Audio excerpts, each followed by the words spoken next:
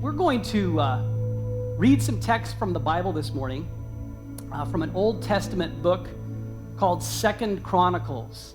The Bible is divided into two parts, an Old Testament and a New Testament. Testament means promise, God's old promise and his new promise. Everything in the Old Testament comes before the days of Jesus, and everything in the New Testament comes after the days of Jesus. And we're going to read from a book that was written long before Jesus was born, probably about 2,600 years ago or so. And the book of Chronicles, there's two of them. We're going to read from the second one, First Chronicles and Second Chronicles. The book of Chronicles is a history book. It's a book on history. It tells a lot about the history of humanity and history of God's relationship with the people of Israel and a lot of historical things that happened in the nation of Israel. So if you have a Bible or a Bible app, you can go ahead and pull up 2 Chronicles chapter 24. The words are going to be up on the screen, as they always are. If you don't have a Bible or a Bible app, make sure that you let us know. We would love to hook you up. I've got some Bibles. I can give you a Bible if you want an analog, old-fashioned Bible. Or if you have a phone or a mobile device that you'd like to know how you can download an app to, we can hook you up with that as well. Just let us know.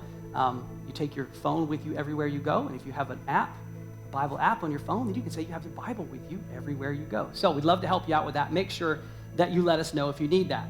So I'm going to read from 2 Chronicles chapter 24, and I'm going to read the first two verses of that chapter, and then I'm going to skip down to verses 14 to 19 to kind of give you this historical story of a king named Joash. This is what the text says. Joash was 7 years old when he became king, and he reigned in Jerusalem 40 years. His mother was Zibiah from Beersheba. Joash did what was pleasing in the Lord's sight throughout the lifetime of Jehoiada the Priest, and the burnt offerings were sacrificed continually in the temple of the Lord during the lifetime of Jehoiada the Priest. Jehoiada lived to a very old age, finally dying at 130. He was buried among the kings of the city in the city of David because he had done so much good in Israel for God and his temple. But after Jehoiada's death, the leaders of Judah came and bowed before King Joash and persuaded him to listen to their advice. They decided to abandon the temple of the Lord, the God of their ancestors, and they worshiped Asherah poles and idols instead. Because of this sin, divine anger fell on Judah and Jerusalem. Yet the Lord sent prophets to bring them back to him. The prophets warned them, but still the people would not listen. Jesus, I want to thank you for the fact that you have the ability to change lives. You're the only one who really has true ability to make permanent, everlasting, eternal changes. And as we turn to this text that was written so long ago, I pray that you, Jesus, would just plant seeds in our hearts today that might help us to know you better, to walk with you more effectively in this life that we live here on earth. That you would help us to recognize the work that you have done in our lives already and the work that you're planning to do in the future. And I pray that for those that are sitting in this room here today who might be doubting and questioning like Mary Catherine did, that you would reveal yourself in ways that none of us could ask or imagine, that you would just really work in our hearts this morning. We thank you for these words that you've preserved for thousands of years so that we might know them today, and I pray that we can apply them in a way that really makes our life ahead exactly what you desire for it to be. In your name we pray, Jesus. Amen. I have a couple of sons, two sons. They're 12 and 14 years old. They play a lot of sports, mostly baseball. My younger son, Ephraim, who's 12, has started playing basketball. It's something that he started a year ago, kind of doing like a program at the YMCA. This year he started playing basketball on an intramural team at his school. And when he started playing on this intramural team, they sent home a letter to the parents stating that they were looking for adult, like parent volunteers to help coach the team. Now, I've always coached my kids in sports, primarily baseball. I've got a pretty good handle on baseball. I played it quite a bit as a kid. I've followed it throughout the years. I've done a lot of training and coaching. For a split second, I thought about volunteering to help coach the basketball team, and then I realized that I don't really know anything about basketball. So maybe that wasn't such a good idea. I only played basketball for one season as a kid. Haven't really watched that much baseball as an adult. In fact, the one season that I played as a kid was sort of a monumental life experience for me as a youth. 1979, 1980 or so, I was 5th grade, 6th grade, somewhere around there. My younger brother had played basketball for a couple of seasons, and he was actually pretty good at it, and it seemed to look like a lot of fun. So I had my mother sign me up, the local boys club, for the rec league basketball. And as luck would have it, the very first season, subsequently the only season I ever played basketball, I was assigned to the absolute worst team in the league. We were terrible. We had no talent, and we had a coach who did not know how to teach us how to play basketball. It was awful. Now, in all fairness, I shouldn't say that we had no talent. We had one boy on our team who could play basketball. His name was John John. John stood about 6 inches taller than any of the rest of us on the team. John also had an afro that was about 6 inches taller than he was, so he stood about a foot taller than any of the rest of us on the team. This is 1979, okay, if you were wondering. So John was our go-to player. In fact, our coach, all he told us to do was get the ball to John. Your job, all the rest of you, 8 other kids on the team, you get the ball down the court, you get the ball to John, let John shoot, let John score. And then when we played defense, John was the one who played all of our defense. He just stood under the basket with his arms straight up because he was so much taller than everyone else. He was all of our defense. We'd get the rebound, we get the ball down the court, we get it to John. That's the way we played the game. We weren't terribly successful with this method, but it was the only hope we really had. We did manage to win a few games. In fact, a few of the games that we won right towards the end of the season before the playoffs started. Now, mind you, it's a rec league, so all the teams made the playoffs. We were probably the last seeded team in the playoffs. And I still remember the night of our playoff game. I remember the excitement. I'd never been in a basketball playoff before. And I was dreaming of a championship, in spite of the fact that we probably only won 3 games the whole season. And I remember getting to the boys' club, walking into the big room, the gym where the basketball court was, and discovering John wasn't there. John wasn't going to be there. Because in addition to being a pretty good basketball player, John was also a boxer. And it just so happened that he had a Golden Gloves boxing match on the same night as our playoff game. And I guess he decided that he liked his chances in the boxing ring by himself better than he liked his chances on the basketball court with a bunch of losers like us. Now, the story that we just read, this is a hard detour here, okay? So stay with me. The story that we just read from the Old Testament of the Bible is a historical story. It's a true story that took place thousands of years ago. This young boy, Joash, becomes the king of Israel. Now, prior to Joash being the king of Israel, his father had been the king. His father was the king right prior to him. His father's name was Ahaziah. Ahaziah had taken the throne of Israel when he was about 22 years old. He was not a good king. He was so bad a king that by the time he was 23 years old, he had been assassinated 1 year as the king of Israel. Not a good king. Now, naturally, one of his sons, offspring, or some other relative down the family line should have taken the throne and been the next king of Israel. However, Ahaziah had a mother named Athaliah who decided that she wanted to be the queen. Athaliah was not a very nice person. She had no right to the throne. Israel didn't have queens. Israel had kings.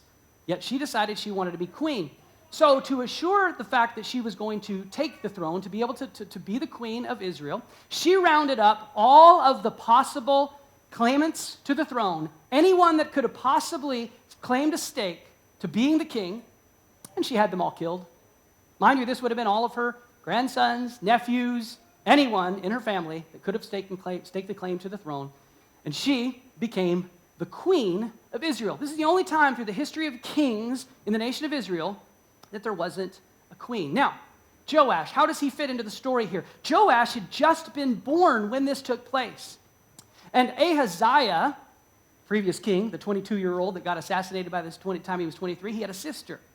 His sister recognized what this evil woman was doing, and she found Joash, kidnapped him, took him to a priest named Jehoiada, and Jehoiada the priest and his wife hid Joash in the temple and raised him for the next 7 years. Now, during the 7-year reign of Queen Athaliah, Israel went to hell in a handbasket. She brought in all kinds of idol worship, completely led the nation away from God and everything that God had lined up for them. It was a dreadful, dreadful season for the nation of Israel. And after 7 years of this, Jehoiada the priest and his wife decided that enough was enough. The boy was only 7. It was going to be difficult to imagine him being the king, but he was the rightful heir to the throne. So Jehoiada calls the Levite priests together, introduce him to this little boy named Joash, and say, he's really supposed to be the king. So they assembled an army, and the Levite priests came out in public, surrounded them for protection, and they declared, Joash is king. Joash is king. Joash is king. Athaliah, the queen, has a breakdown, nervous breakdown, freaks out. Ultimately, she's assassinated, and Joash, the 7-year-old boy, takes the throne and becomes the king of Israel. Now, you might wonder how a 7-year-old boy is going to rule a country. How many of you have a 7-year-old at home or have at some time in the recent past had a 7-year-old at home? Many of you have. Can you imagine giving a 7-year-old rule of your house? I mean, they think they probably do, much less the rule of an entire nation, an entire country. The text of the Bible tells us that Joash actually did a really good job of leading the nation of Israel. How do you suppose that happened? Well, I believe that it happened because he had standing right behind him the whole time Jehoiada the priest. He had Jehoiada the priest there to mentor him, to counsel him, to coach him, to guide him, to encourage him, to pray for him. And for decades of Joash's leadership over the nation of Israel, the text says that the people of Israel turned towards God, sacrifices were made in the temple, and everything was awesome. Everything was awesome. Some of you want to sing, don't you? Everything was, okay? When Joash is king, everything was awesome until Jehoiada the priest died. When Jehoiada the priest died, Joash was left without his leader, without his mentor, without his coach, without his priest. And the text tells us that the next thing that happened, and you can kind of picture this scene, right? All of Joash's buddies, the guys that are sort of his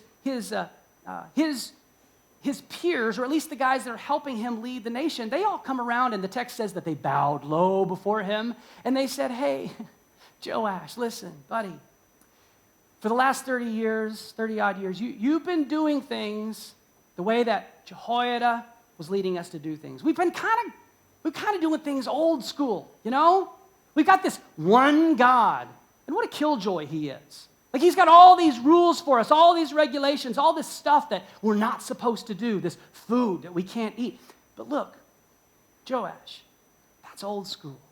There's a new school out there, a new way of doing things. Look around at all these other countries. Look around at all these other nations and all these people groups around us. They got all these cool gods to worship. Gods that let them do all kinds of things that our God doesn't let us do.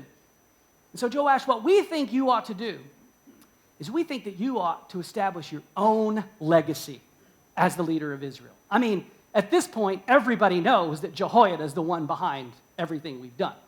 Why don't you establish a new legacy for yourself by ditching the old school and going new school? Now, I heard Pastor Jim Cymbala say once that if it's new, it's probably not true. And if it's true, it's probably not new. King Solomon in the book of Ecclesiastes says, there is nothing new under the sun. We all like new.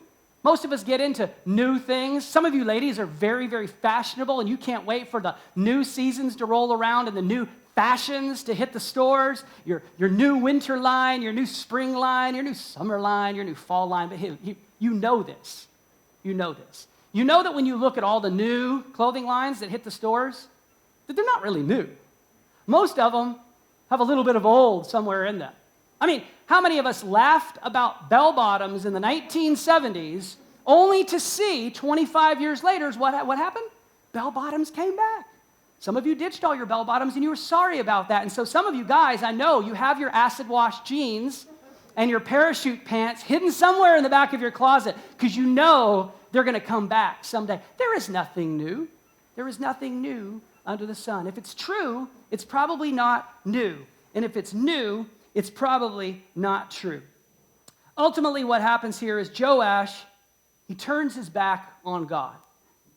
And God, then, subsequently what he does is he sends some prophets. When you read the Old Testament of the Bible, it's full of all these stories of these prophets. Prophets were people that spoke on behalf of God, and God would raise up a prophet to call the people of Israel back to the right way of doing things. Somehow they had drifted. They had gotten off track. And so the prophets come and say, come back to God, turn away from the stuff you're doing. And that's exactly what happens in this particular case. So these prophets come and they keep telling Joash and the people of Israel, you've got to ditch all this new school thing. You need to go back to the old school. In fact, one of the prophets that God raised up was a man named Zechariah. Zechariah happened to be the son of the priest Jehoiada.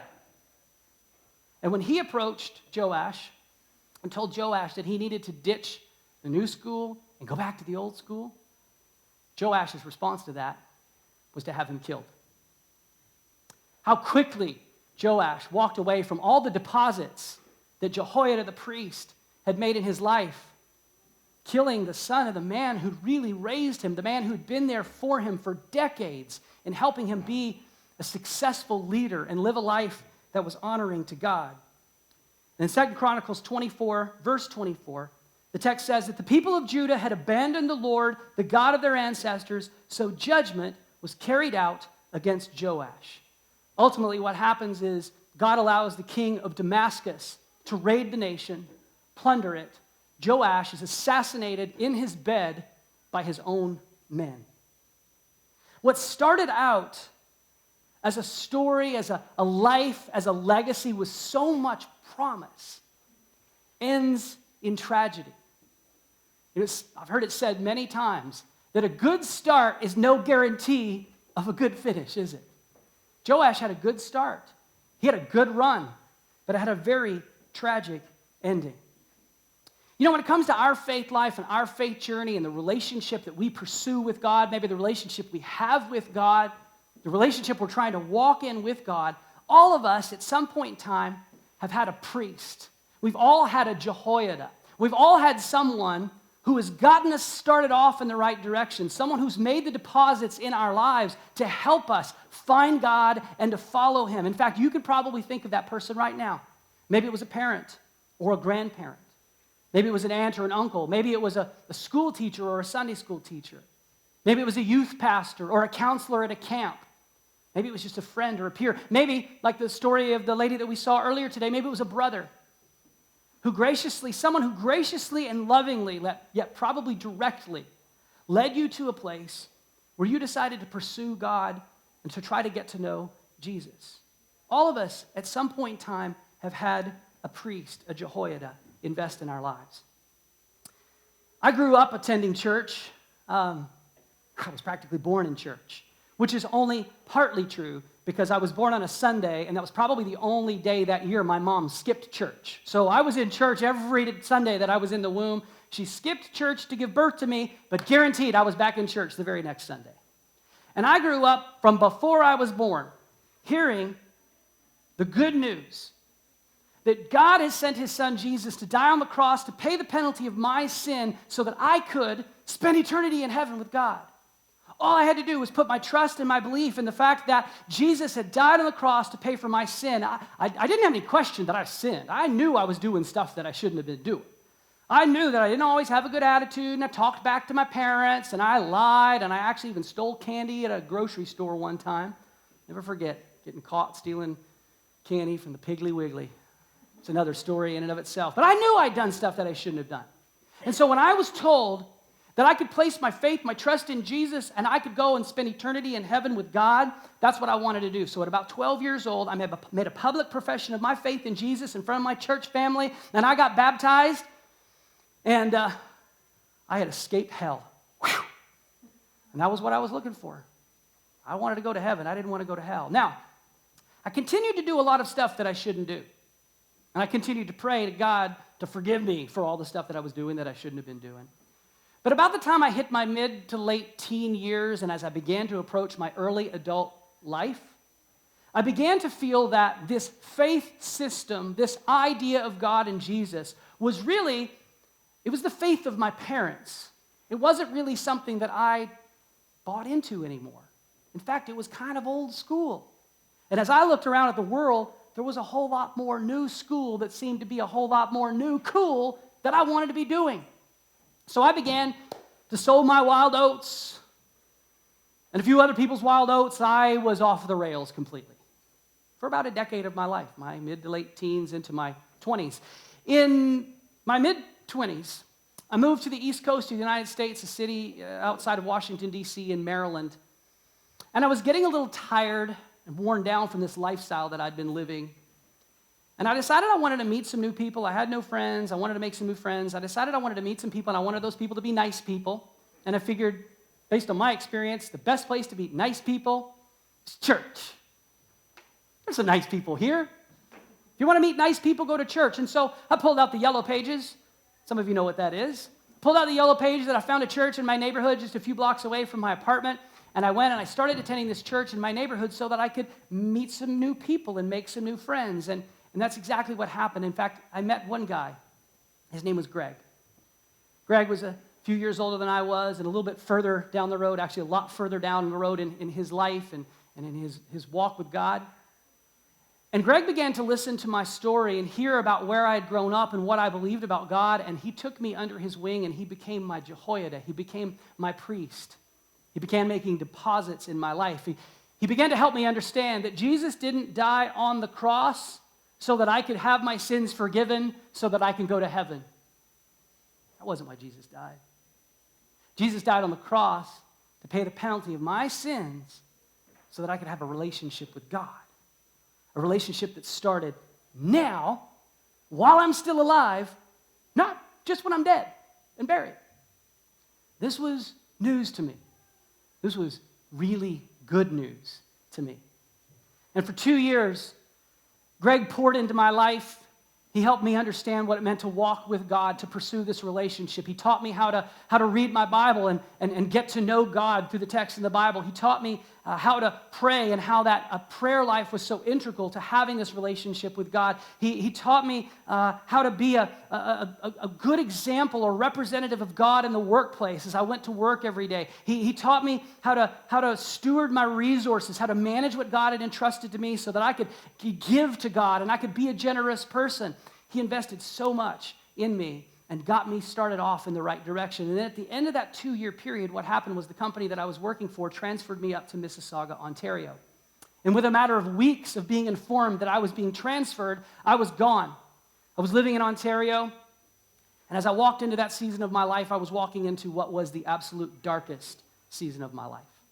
I walked into a job environment where I was the American who had come up to tell all the Canadians how to do their job. And it didn't go very well. I had a really hard time gaining trust, making friends in that work environment. To make matters worse, as I walked into this new life and this new season in Ontario, a 5-year marriage that I had been in completely fell apart. My wife of 5 years informed me that she no longer wanted to be married to me, so much so that she had actually already started a relationship with someone else. And that sent me careening off a cliff. I was left struggling, wondering why God had allowed me to come to this place, to be on my own, to be left alone. Greg, my priest, the one who'd been investing in me, my mentor, my friend, wasn't there with me. We shared some phone calls and some emails, but I was left on my own. You know, there comes a time in our lives, all of us, when God takes away that thing or that person that we lean on as our crutch to test us to see how well we can walk. He will take that thing away and leave us with nothing but ourselves and our relationship with Him. Ultimately, what God wants us to do is He wants us to lean into Him and our relationship with Him. If we don't learn to walk on our own, then we will lean on the crutch our entire lives, our entire faith life, our entire spiritual life. We all need to learn to walk without leaning. We need to learn to take the deposits that others have made into our lives and let those things grow. Let those things lead us as we walk in our relationship with God. what God has allowed us to lean on, he will eventually take away from us and leave us with nothing but our fellowship, our relationship with him. Each and every one of us in our lives, in our faith life, will have to learn to move from crutch to clutch. To move from crutch to clutch. You know what I mean when I say clutch? You ever heard of an athlete being referred to as a clutch athlete? When I think of a clutch athlete, the person that comes to mind above everyone else, incidentally, he's a basketball player. His name is Michael Jordan. How many of you have heard of Michael Jordan? Just about everyone here. Even if you don't know much about basketball, you've probably heard of Michael Jordan. Michael Jordan is probably one of the greatest basketball players that ever played the game. Michael Jordan led the Chicago Bulls to 6 NBA championships. Michael Jordan was the guy that when the game was on the line, you wanted him to have the ball. He didn't necessarily always have to be the one that took the shot, but he was the one that was calling the shots because he was clutch. He was the one that everybody else on the team leaned on.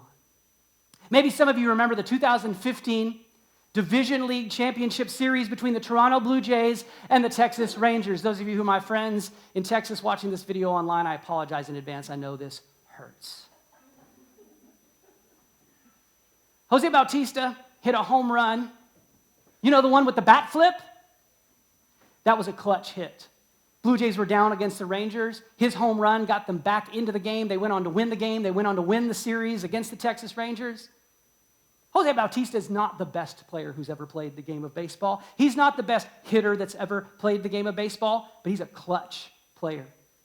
He's the one that his teammates can depend on and will depend on. He's the one that they want to see coming to the batter's box, coming to the plate when the game is on the line, because he's a clutch hitter. Every one of us at some point in our time in our lives will be forced to move from crutch to clutch. You know, I played a basketball game some almost 35 years ago. And my team, we had a crutch. His name was John John. And when we tried to play the game without John John there, without our crutch, we failed. We fell. We didn't have him to lean on. I wish I could tell you that the story had turned out differently, that I'd scored 30 points and that my team had carried me off on their shoulders in victory. But that's not what happened. We played that playoff game and we got absolutely annihilated. It was so bad. Some of you know the rules of basketball. When a player commits 5 fouls, they're removed from the game. You're no longer allowed to play. You've fouled out. We had so many players foul out from our team that by the end of the game, there were only 3 of us left on the court. We were playing 3-on-5. I was one of the ones that got to play in the last few minutes of the game. I hadn't fouled out, and that's because I was sitting on the bench for most of the early part of the game. We were terrible. When we didn't have John John to depend on, we fell. He was our crutch. All of us at some point will be challenged to move from crutch to clutch. Ephesians chapter 4, beginning at verse 11, Paul writes a letter to a new church. In fact, all churches were new at this time. And this group of people was trying to figure out what church was supposed to look like, what it was supposed to feel like, how it was supposed to operate. And this is what Paul says. He says, now these are the gifts Christ gave to the church, the apostles, the prophets, the evangelists, and the pastors, and the teachers. We see that list, and we recognize that what Paul is describing here is he's describing the leaders, right? The leaders of the church. This is what he says their responsibility is. He says it's to equip God's people to do his work and to build up the church. The role of the leaders in the church is to help people learn to walk on their own without crutches, to lean on and to lean into God, to lean on and to lean into their gifts and their talents, to grow to maturity. He says that this will continue until we all come to such unity in our faith and knowledge of God's Son that we will be mature in the Lord, measuring up to the full and complete standard of Christ. The goal in our walk with God is to become mature, to be able to walk without the crutch, to be able to walk on our own. He says, then we will no longer be immature like children. Listen to this and see if this sounds familiar.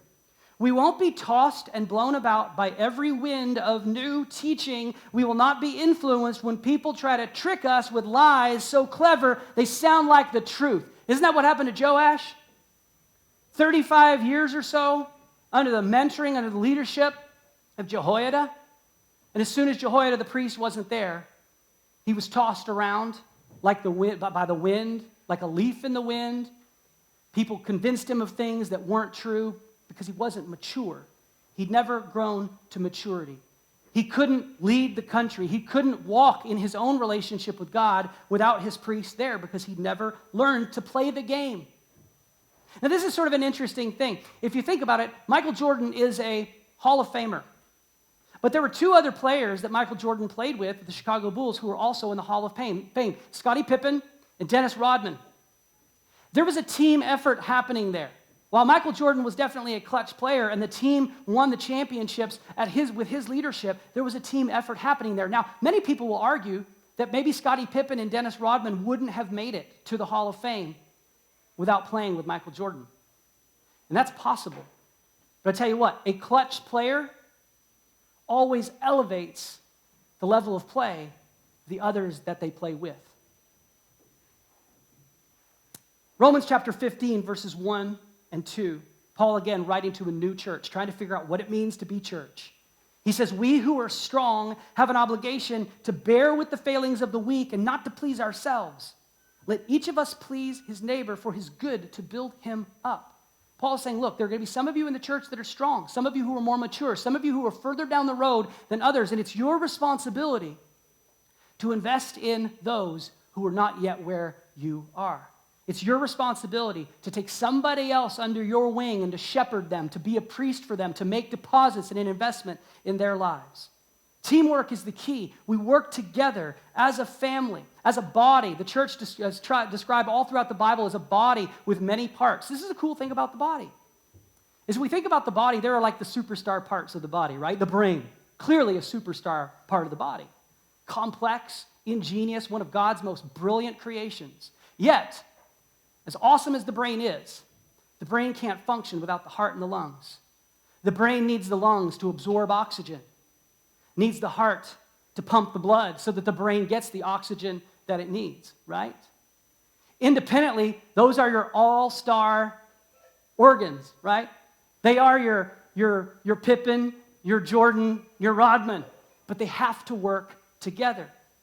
They depend on one another, yet each of them is independent in the way that they function, in the way they operate. They do their own thing based on the way that God has designed them.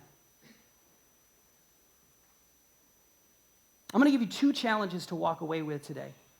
Two things that I want you really to consider as you step into 2017 in this new year.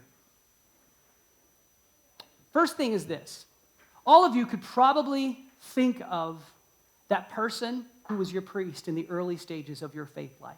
Someone who was really instrumental in helping you come to a place where you sought after God or really trusted in God for the first time or really got traction in your faith life with God. And here's my challenge for you.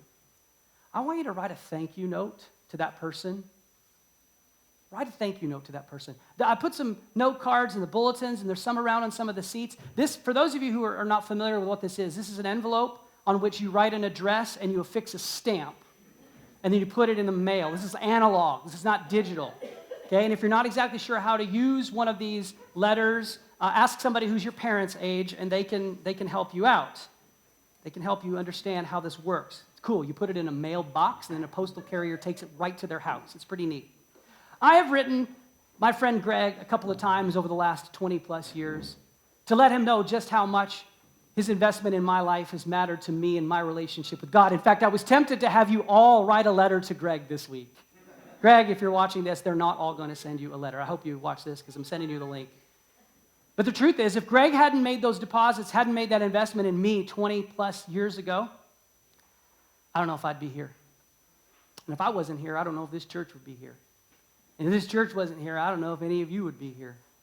And some of you have come to faith in Jesus as a result of your connection with this church family. Some of you have been re-energized, reinvigorated in your faith life and your walk with God because of your connection with Grasslands Church and this spiritual family, this community.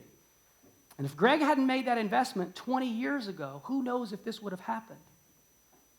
Some of you can look back on the investments that others have made in your life and you think, you know, if my parents or my grandmother or my aunt or that teacher or that camp counselor hadn't made those deposits in me, where would I be today?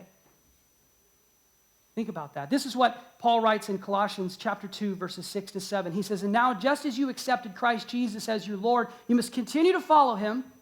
Let your roots grow down into him," meaning you can let him be your crutch. It's okay if Jesus is your crutch. That's perfectly fine.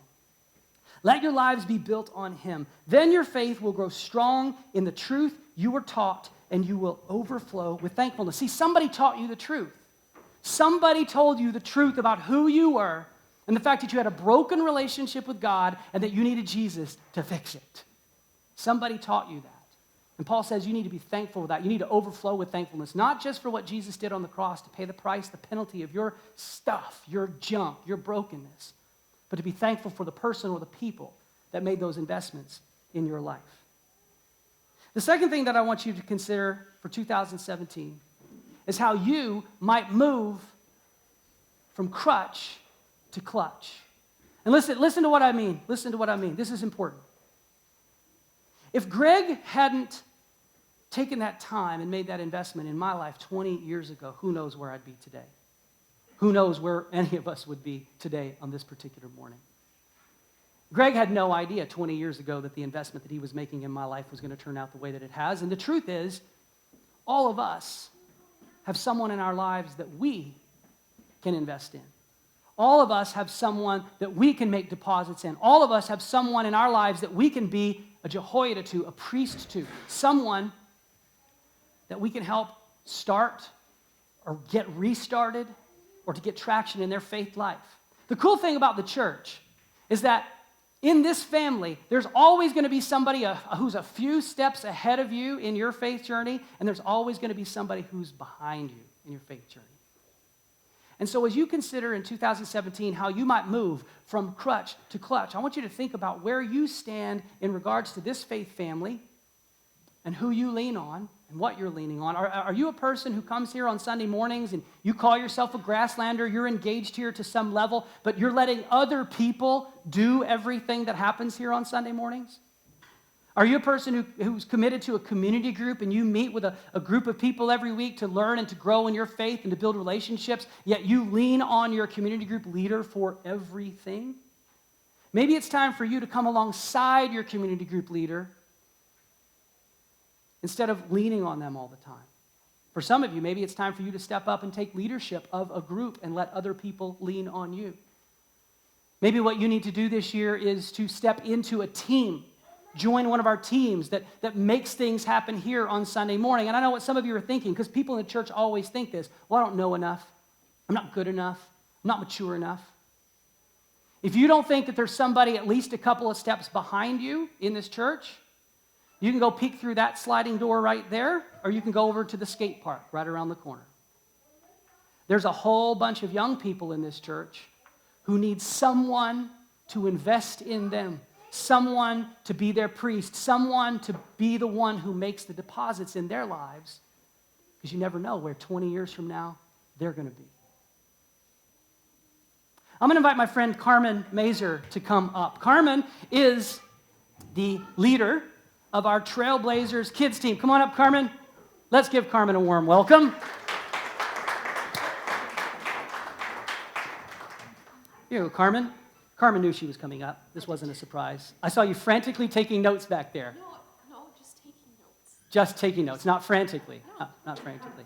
Okay, you got to speak into the mic so people can hear you. Okay.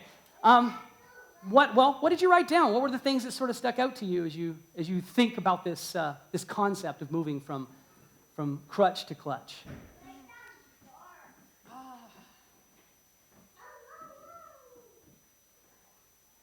Was that too open-ended of a question? You want me to get more direct? No. I think it's what's that? I don't know. Hold the microphone to your mouth. I think just taking time to remember the people that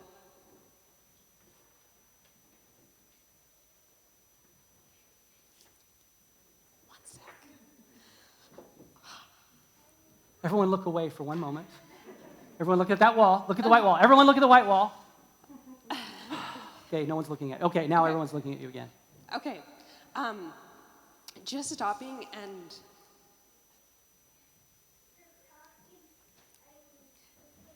thinking about those people that Ooh.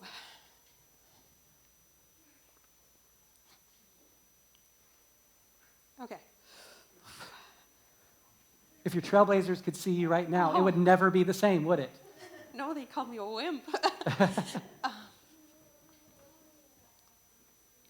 Wow, I didn't think this would do this to me. I had an awesome youth pastor who shaped me. And just stopping and thinking about those years, I guess now being old, you realize... Older. Yeah, you're older. I'm old. You're older.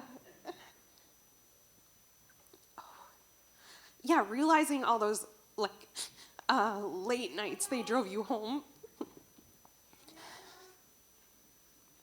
And preparing now for Trailblazers, you see the hours.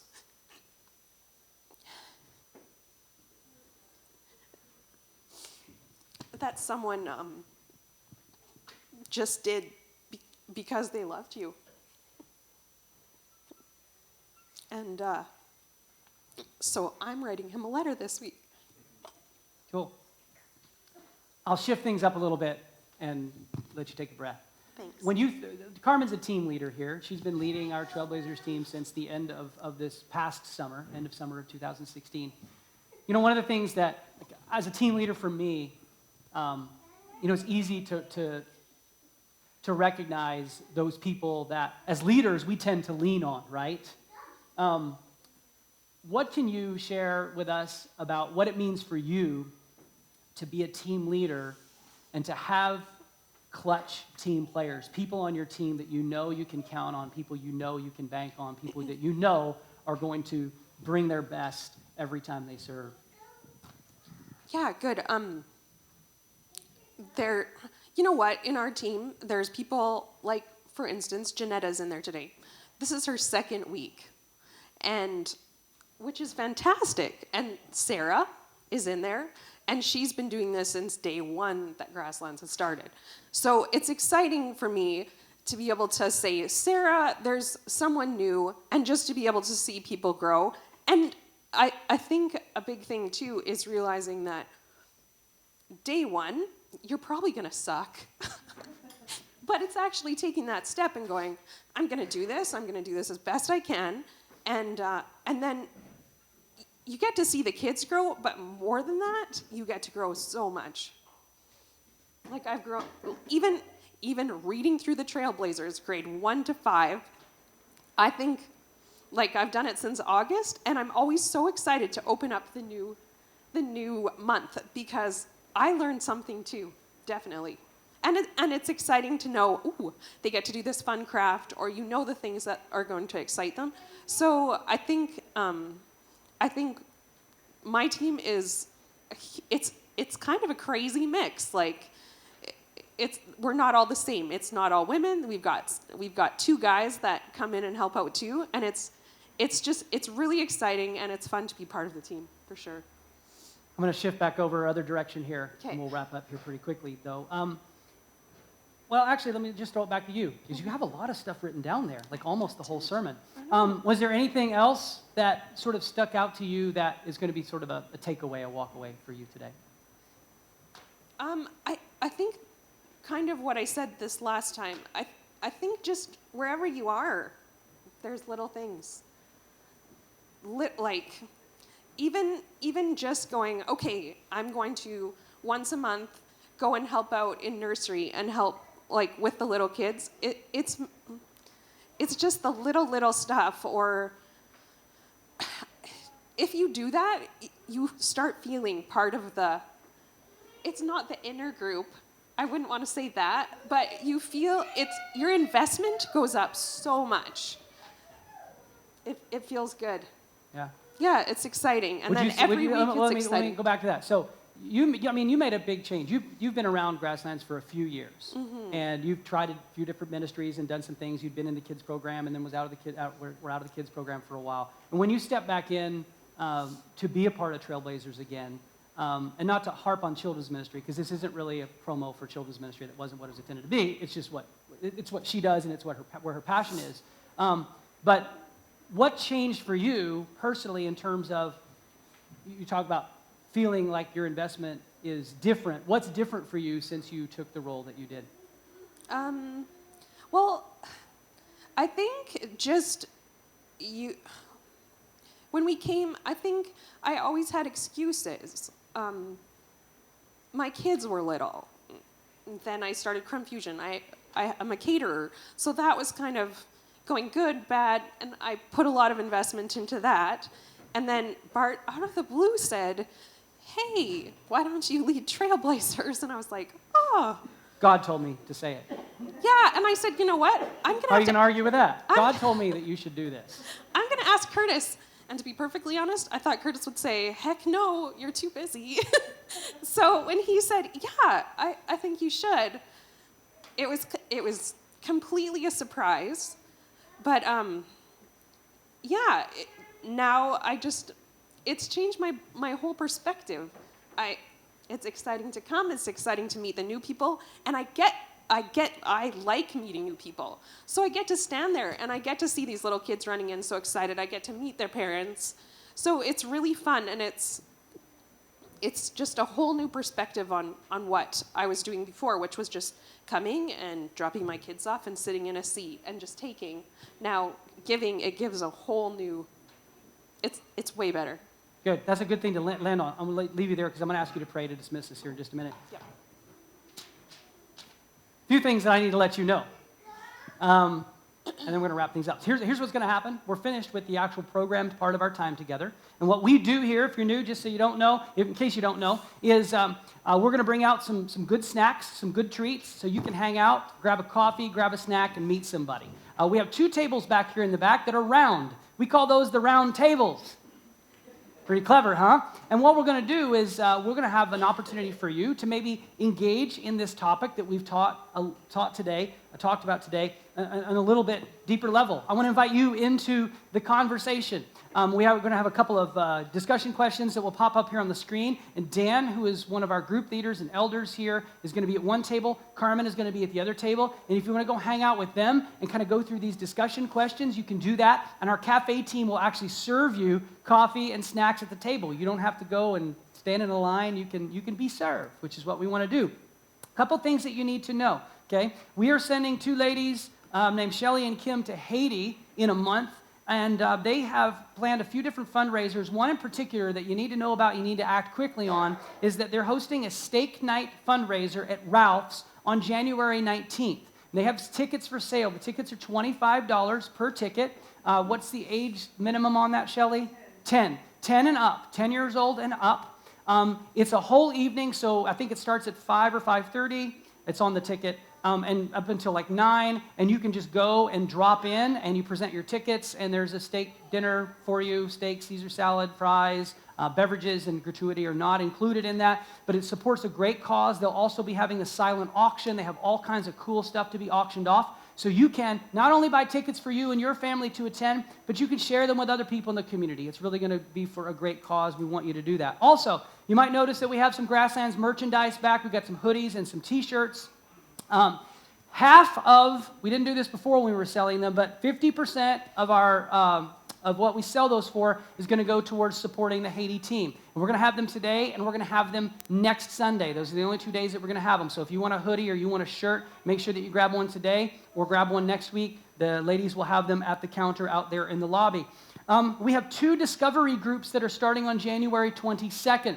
There's information about that in your bulletin, and there's a QR code if you want to link right to that page so you can register. The seats are limited for both of those discovery groups. So make sure that if you're curious or interested in attending, that you register early, otherwise you might not get your seat.